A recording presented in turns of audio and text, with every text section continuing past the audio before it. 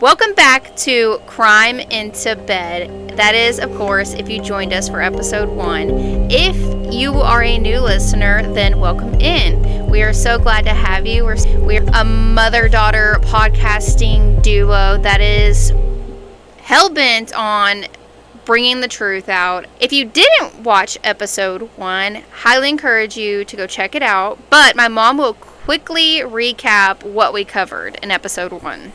We spoke about Miss Betty and Felicia and their interactions with Ozark Safety Cabins. Little did we know that speaking to Betty and Felicia and doing the investigations that we started to do on Ozark Safety Cabins would uncover as much as we're going to report to you. Miss Betty lost everything.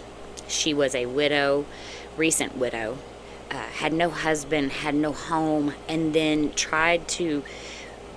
gave her money from the closing of her home to buy these 3 tiny homes so that she would have something to live in that was conservative enough for her. Now, after reporting on Miss Betty, we have heard an update, and yes. Felicia I'm so excited to hear this. I have not read it. I have not heard it. And Miss Betty, I'm so happy to hear what's going on in your life right now. Yes, I actually reached out to Betty after our episode launched, and I was like, we really need to have a happy ending here, because it was just such a sad story, and I just was curious if she would be comfortable enough sharing where her life is at right now. So she sent this message to us, and I'm going to read it for everyone here. She says, "Life has a way of working things out, and through faith, family, and friends, I'm doing okay. When Moss Overland Park Model Homes in Arizona learned of my situation, they jumped into action. They were heartbroken to hear that I was a 73-year-old widow who had been scammed out of her life savings. My wonderful friends and family helped me out with the purchase of a new home, and it was delivered in 2 weeks. My daughter and son-in-law spent countless hours getting the ground leveled, septic and power put in. I was in a very dark place in my life, but it's at your darkest hour that you can appreciate when the sun begins to shine. I have the best support group. I've been very blessed." Thank you. That park, what was the name of that mobile home park? That was Overland Park Model Homes. Shout out to you. Way to go. Way to be human and help this woman out. Mm-hmm. Arizona, you show up like Arkansas. So, good on you. What we want to cover today is kind of where we left off in episode 1. Yeah. Where I mentioned that there were, of course, red flags, but that wouldn't even do justice to describe what was actually going on. Because, as it turns out, nothing that this organization or these people claim to be was real. And I'll kind of explain. My mom will go through some court records to explain what I mean by that. But just know right at the gate that they didn't own anything. They never paid for anything. They wrote them checks for it though, didn't they? The checks were bad checks. They were fraudulent, which is why we keep describing this as a scam, as fraud. It's an ongoing fraud, and I have the proof right here. We will share that on this episode. They, in Conroe, Texas, if you're out there listening, beware. They have refreshed their filing and jurisdiction with the Texas Secretary of State, claiming that they're Ozark Safety Cabins Incorporated. When was that filed? It was last refreshed, June 29th, 2026. So that means they were on the Texas Secretary of State website entering information. Thank you, Wikipedia, for that information. Also, out of Oklahoma, there's a little city out of Oklahoma that on June 28th, they were refreshing their Wikipedia page. So be careful, anybody in Oklahoma. This actually brings me to a good point. We are going to get into the court records and everything, but this is also just more confirmation for me that they had planned to continue this. Exactly. I actually had a anonymous person that was very close to me reach out to the Ozark Safety Cabin business page. When we knew Yes, that we we were did. going to launch this podcast, we really wanted to do the legwork, and we have. We have. We're not giving you information that's false. I promise you that. We have checked, rechecked everything. That being said, this person sent a direct message to Ozark Safety Cabins claiming to be interested in a tiny home. This is great. Because they had also, up until I think they were putting out like business advertisements Yes, on they their were. Facebook page. Coming the summer of 2026. So that was like, okay, they obviously they're doing something, like activity is happening. So nothing happens with that message for a few days, but then there eventually is a response, and I'm gonna place it up here on the screen. You are not visually seeing what we're talking about, and you're just listening. I'm gonna describe the message. When Ozark Safety Cabins business page put out an advertisement claiming that homes would be ready to come out in the summer of 2026, the auto response to that ad, when you click on it, automatically sends you a message that says, "Hi, so-and-so, please let us know how we can help you." This person responds, "I'm interested in looking into one of these homes." They get a response, "At this moment, we aren't taking any new orders as we work to fulfill previous orders. Thank you, and please follow our page if you would like to be updated." Orders for what? You don't even have shipping containers. But they also let them know to follow their Facebook page to stay up to date. That's So some tea. I didn't know. obviously they were hoping that this would blow over and they would be able to get back to making money. Can I just share this too while we're, letting people know this is not just a two-person scam. We have Landon Nickel. Thank you for your post on the Better Business Bureau, and thank you for your review. He was scammed out of $11,000 in the spring of 2024. Multiple excuses, sickness with their crew, having to move location of operations, subcontractor issues. They requested that they produce the product or refund the deposit. Radio silence. They've received nothing since they gave them $11,000. So, again, not attacking this family, attacking the scams of this family. Christina Westbrook, who's posted a review, she was given a delivery date and when not delivered, asked for a refund. She's been waiting 3 months. This was over a year ago. She's on disability. She used her disability back pay to secure permanent housing for herself because she was homeless. To get into the meat of today's episode, we're really going to be focusing on the aspects that you really need to run a successful organization. So, I mean, when you think about running a business, running an organization, you kind of need a central operating location. And you need utilities. You need supplies. If you're going to be remodeling shipping containers into homes, you need fabrication tools, and that's quite expensive. Oh yeah. I mean, and you need the crew. You need the employees that can do it. You need the engineers and the contractors and the subcontractors. Those are not cheap. And you need containers, which arrives us to our Where we're first point. On August 15th of 2024, Connex Depot Incorporated files a complaint against Angela Dugan, doing business as Ozark Safety Cabins. They claim that she has possession of their shipping containers and that she refused to pay $259,152 for the ownership of those containers. She was served on August the 20th of 2024 at 3:28 p.m. in Yellville, Arkansas. She files an answer with affirmative defenses.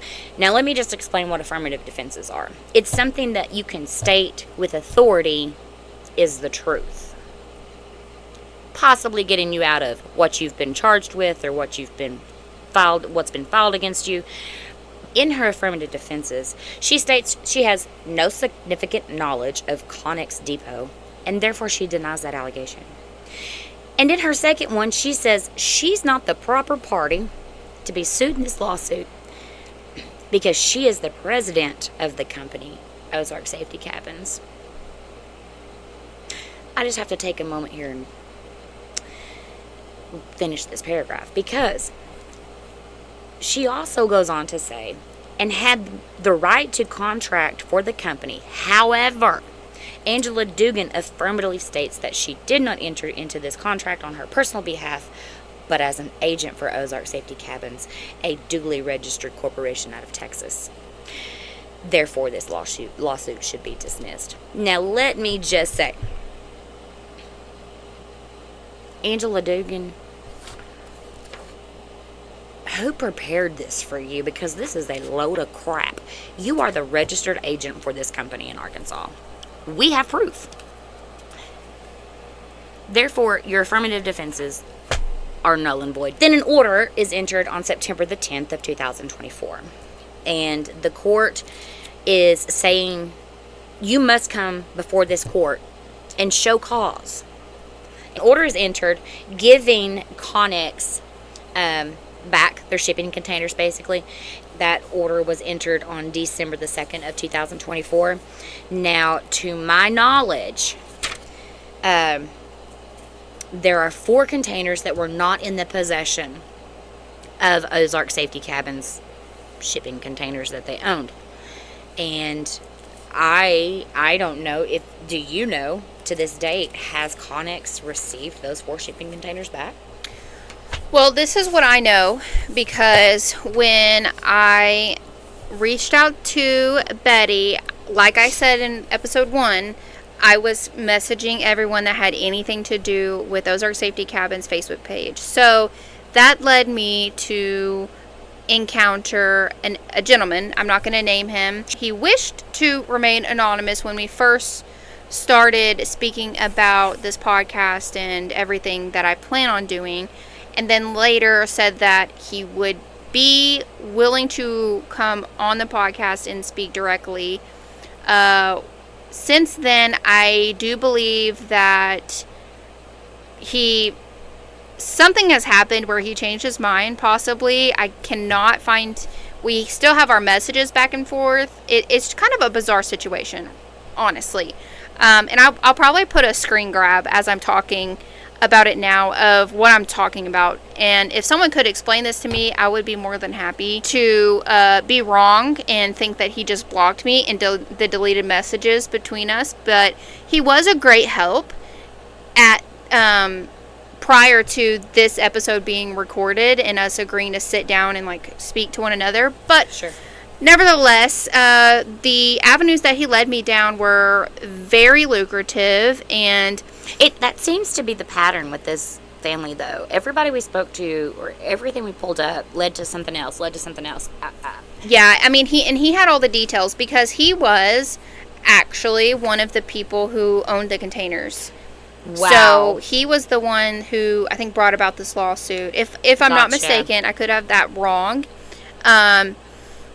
It would have been great to sit down with him, because he had a lot of information. But we'll anyways, see if we can find him again. We don't know. He gave me a lot of sources and people to speak to. So good. He had let me know that these containers weren't even theirs to sell, which to me is one reason why I think we had the follow through in doing this, is because it's not like we are attacking them. It's just that they had to have known that this wasn't going to end well.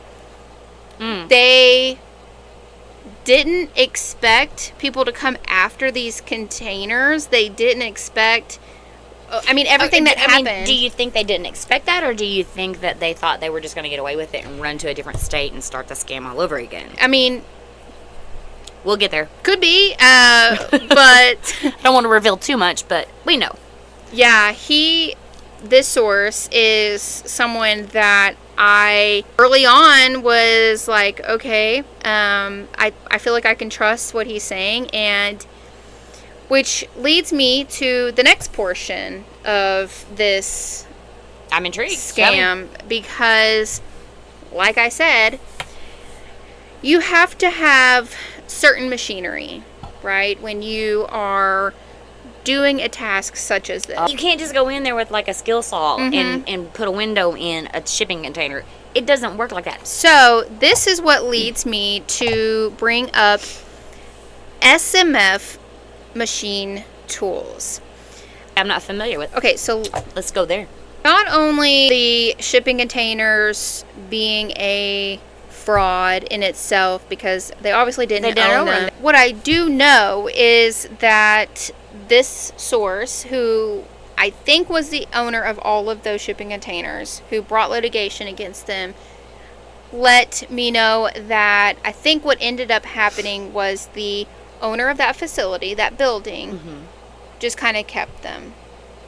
I think they worked it out where he was already out a ton of money. So he was just wrote it up as a loss and was like, you know what, just keep it. I don't know what happened to them. Maybe we'll find out. The 4 that were missing, or all of them? Okay. That's what I would have loved to sit down with this man Right. and get to know that bit of information. Yeah. But it's okay. What we do have is a lot, and it's gonna make a whole season, and then we some. have so much that we are overwhelmed in reporting it to you because we really don't know where to start next, because it just seems like for, I don't know, 10 years this family just wreaked havoc. And I don't think they couldn't keep up themselves. Here's where I want to go next, because not only the homes, okay, now we're going So to... we got the Connex litigation, $260,000. But to actually turn a shipping container into a home, you need certain type of equipment. And that is where we were able to make contact with a man named John. He had a lot to say, and I recorded our conversation. I'm going to play bits of it for you all listening, so you guys can really get a feel for what this man went through, what his company had to go through. And when you hear the story of what happened to him, you guys will be shocked. You will be shocked. It is the audacity, new level, just unlocked. I'm going to play some of that for you now. So the way that it started out is they actually called the company that I worked for, SMF Machine Tools in Little Rock, looking for metal manufacturing equipment to use for building the quote unquote safety cabins. Said that they had received a economic development grant for $37 million from the state of Arkansas. And then they produced paperwork that matched it. And at the time, we were none the wiser. We accepted the paperwork. That is how you and your company are presuming you're going to be paid, is through this grant. Correct. So there was no like upfront money. You're just going on the word of this company. Correct. We ordered them about right at $1 million worth of machinery and equipment. High definition plasma tables to forming equipment, saws, the full kit for what you would typically need in a full fab shop. We got all the machines delivered adjacent to what what was going to be the best for their throughput. And then a few months went by, still no payment. They kept putting it off and putting it off and putting it off. You figure if they got an approval for $37 million, $1 million is a drop in the bucket, right? A few months went by and they kept telling me that the money hasn't been released, that they're working on it, that they had to go through this step and this step and this step. And then they created more and more documents to support what they were saying. And then finally, they called me up one day and said that their funding for Arkansas was pulled, but they got an approval through Texas. So they were going to move the entire business to Texas. So I got a very bad feeling about that and decided to make a surprise visit to their facility. And when I got there, they had all of my equipment loaded up. They had 10 hauler trucks with all of my equipment loaded on it. And so I called the police department and let them know. And when the police got there, they told the police that all of the equipment was being transported to my shop in Little Rock. So I asked the police officer to check the delivery driver's bill of lading. Every delivery driver in the world has to have a bill of lading. It shows what they're picking up, all the dimensions and the weight, and then where their drop-off location is. And then on the drop-off location, it was all in, I think, is it Kingsport, Texas? Is where they were headed to. So they had just lied to the police saying that we're not stealing anything, we're taking it back to SMF. But in reality, all of the drivers were dispatched to pick everything up and take it and deliver it to some unknown location in Texas. They were then arrested on the spot. I was able to redirect. I had to come out $10,000 for delivery and redirect all of those drivers to Little Rock. I knew that information, and I'm still just as shocked to hear it again. I had the wherewithal to say, okay, well, where's the bill of lading, which is, that's where the drivers have to have. Good on you, John. To go and make their delivery. So the delivery address was actually in Texas and not in Little Rock. Right. So that's when she's arrested on the spot for that. Yes. And that's when you see these mugshot. That's when it happened. Yes. And we will get into those criminal charges in an episode. We have them. But what John describes in our phone call is that he has, like, I don't know, this cowboy yeehaw moment where he's like, save the day, and that's pretty epic. That's quite a thing to put on your resume. Right? Yeah, I mean, to just pull up in there as they're pulling out. That's pretty good. Good on you. Good job, John. So, not only was they were probably going to take that equipment to Texas and sell it. There's no telling what. I'm trying to recall here. So the husband, David, right? The husband of Angela Dugan, sometimes listed as the president, sometimes listed as a vice president in certain companies. He claims he had no idea what was going on. That's a wild thing to say. How do you not know you have thousands of dollars of worth of equipment that you're putting on trucks and taking to Texas? Well, you know what? You know what? They're probably in just meetings, like all time. 24/7. She doesn't have time to even talk to her husband. It's just meetings. You're right. You're right. No sleep, no food. Eat, no bathroom, nothing. No shower.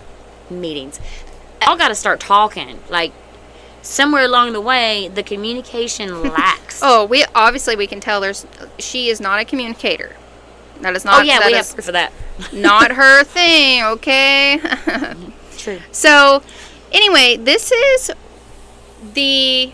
so we've covered Connex, the shipping containers. We've covered the equipment that you have to make these tiny homes. Surely it stops there. Surely they can conduct. Maybe we're done. Some type of legitimate business. You think? Something legitimate? You shouldn't ask me what I think, because I already know.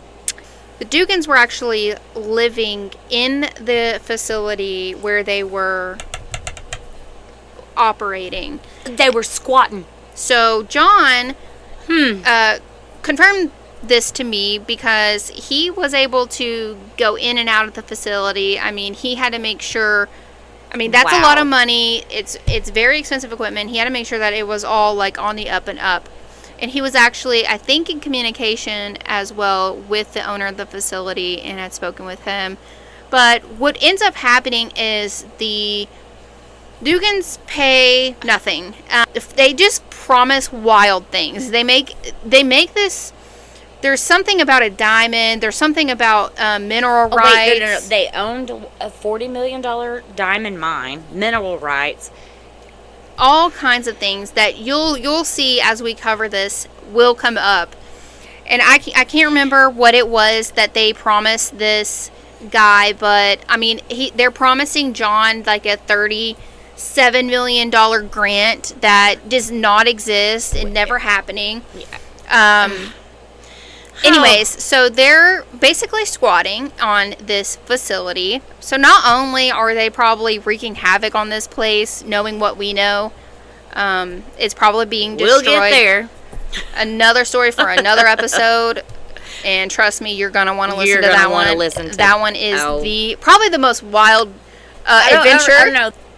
This actually gets taken to court. The landlord does pursue this in court. Good for you, landlord. I'm not sure what happens. I will have to pull that record back up, and I'll put it in the show later on. Yeah, I'll go back and do a little bit more research on that one and pull that one for you, because this is all new to me. So I will definitely provide the receipts on that.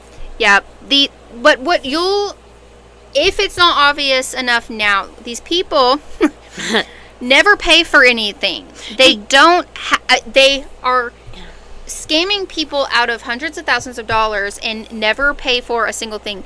My head is spinning on the fact that this is a family, okay? This is a mother, daughter, son, and husband. Husband, wife, son, daughter, and daughter's husband. At what point and in what year, which we'll actually go back in our timeline and we'll tell you, did they sit down in the living room and go,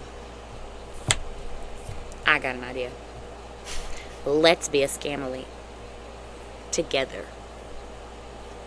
We are scamily. It will unite us in ways we've never bonded. It certainly will when you're in prison. So, let's see. I want to make sure that we get... Yeah. So, the shipping containers, the equipment... Just to recap, yeah. And the facility itself was all a sham. Not only that, but... No. There's so many layers to this thing that so true. It never ends. The Sherwin-Williams. We haven't even gone down that rabbit hole. Southern Pipe, Mobley, Springfield, Chambers Bank.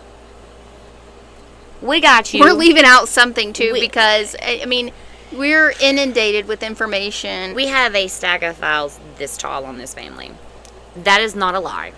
So on this episode, I hope that it... I don't know. Let's see. Yeah, because we're gonna add more, because this one is not a done episode. We can go in So here's my thing, though. Okay. If we're gonna put an episode out, okay, I want it to look the same all throughout, or else it looks tacky. Okay. So that we can end the episode here. Okay. So we'll see how much we've got recorded from you, because you got 45 minutes. You got 20 minutes of content. Okay, you got 41 minutes. So probably 20 minutes of content. Let's add something in there. In doing our research, I do just want to report everything that we report to you and say to you has been fact checked. Hold on, I'm not looking. Okay. So in doing all the research on this family, I do want to disclaim that everything we report to you has come from court records, public knowledge, people coming to us, confiding in us, personal information. We're uncovering the truth. Mm-hmm. And for, not that we've gotten any feedback like this, but one thing I've asked myself is, am I doing the right thing? Are we doing the right thing by covering this to this extent? And I'm constantly checked, because yes. Yeah. These people have gotten away with so much for way too long, and everyone that I have spoken with has said, how have they gone this far without being in major trouble? And like I reported at the beginning of this episode, they updated their business page in Oklahoma and Texas 2 days and 1 day before our first episode premiered. So and they were trying to run business ads, and they were responding to messages about tiny home inquiries. What does that say to our listeners?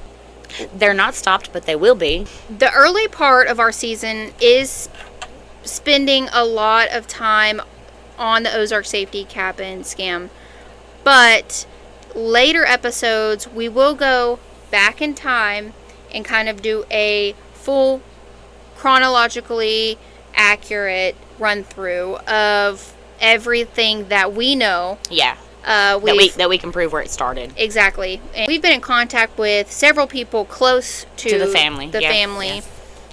We actually will have Angela's sister. Yes, we will. Accompanying us. Yes, we will. She's more than willing to come forward because she has... Miss Maul Carter, we see you. Mm-hmm. We have she has a pretty big reason to want to find Angela. She does. And that reason is her mother. Irma Jean Otts is her mother's name. And she is with the family. I get it's a pretty sad situation if you think about it. Having just lost my mom, I can't fathom not knowing where she would be. Mm-hmm. So again, shame on y'all. We wanna leave you guys on a happier note. So, in my opinion, I do think that the walls are closing in on the Dugan family. I cannot disclose what that is at this time, but right. Because of and I won't say it's because of the awareness that we're bringing, but because of the attention that we're bringing to what this family has done with just Ozark Safety Cabins. That alone, they need to be in jail. But we feel like that's catching up. It might just happen soon. We can't say for sure. That being said, and having just a little bit of hope that even though we feel strongly that nobody's going to get their money back, maybe that justice will be served. Yeah. And people will see right through them. You can take crime into bed with you anywhere you go.